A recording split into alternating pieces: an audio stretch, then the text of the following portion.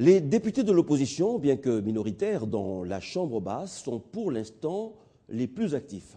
24 heures après avoir mis en place les différentes commissions spécialisées de la Chambre basse, c'est un parlementaire de l'opposition qui a déposé la première demande de contrôle de cette deuxième législature.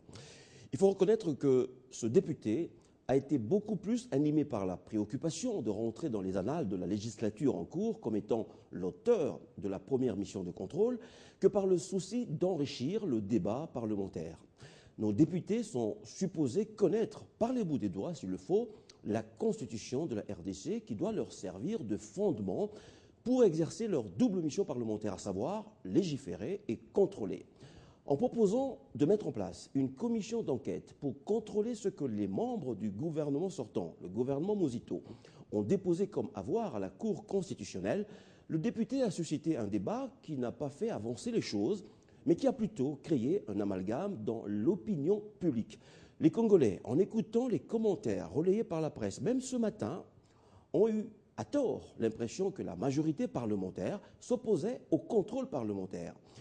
Il est vrai que la Constitution donne aux parlementaires le pouvoir de contrôle, mais ce contrôle obéit à des règles.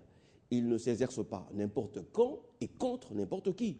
Il y a une procédure à suivre. La Constitution l'a dit clairement. Les députés peuvent contrôler le gouvernement, les établissements publics et les entreprises publiques. À aucun endroit, la Constitution donne pouvoir à l'Assemblée nationale de contrôler la Cour constitutionnelle. L'ordre républicain impose le respect des textes. Ce n'est pas parce que les députés de la majorité ont dit que l'initiative du député de l'opposition était dépourvue de fondements juridiques qu'ils sont forcément opposés au contrôle.